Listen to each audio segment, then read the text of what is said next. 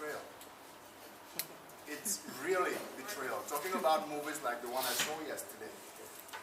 Because the thing is, the problem we have in France, me as an actor, for example, he was saying, there are not many black actors dubbing. I'm one.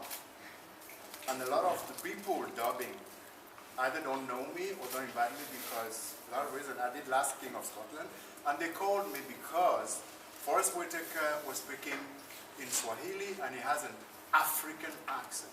The problem we have in France with composing, talking about acting, we refuse to compose. That's where our acting has gone to. Everything is flattened. When you go to the conservatoire, even having your accent from Marseille is forbidden. You know, this is it. So we speak, we act with an accent which is not French, which is from Versailles.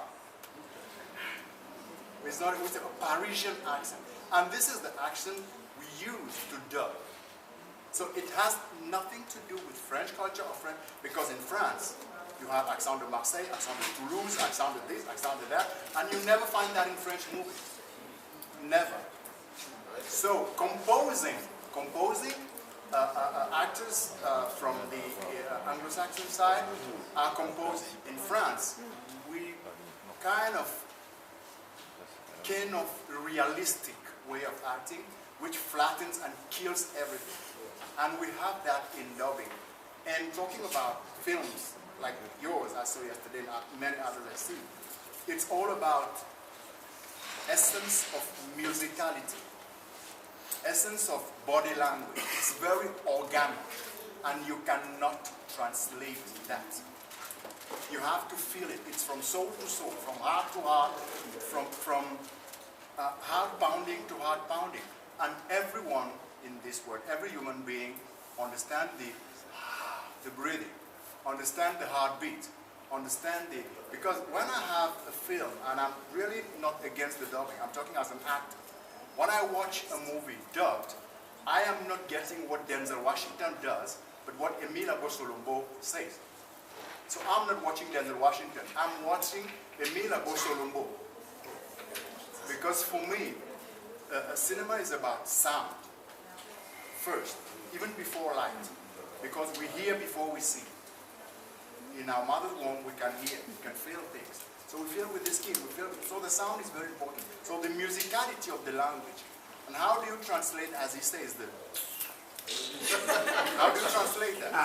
How are you going to translate that? So what we get when we dub those movies, we have things like, non, je ne suis absolument pas d'accord. And it doesn't mean a thing. It doesn't mean a thing. The person speaking Pidgin, the person speaking Igbo, the person speaking Yoruba, I mean, there's a musicality. And this musicality, the word has to get it.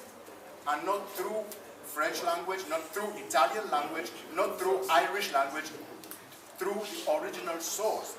Because when I'm going to watch an Indian movie, when I see someone doing this namaste, I want to hear how he says namaste.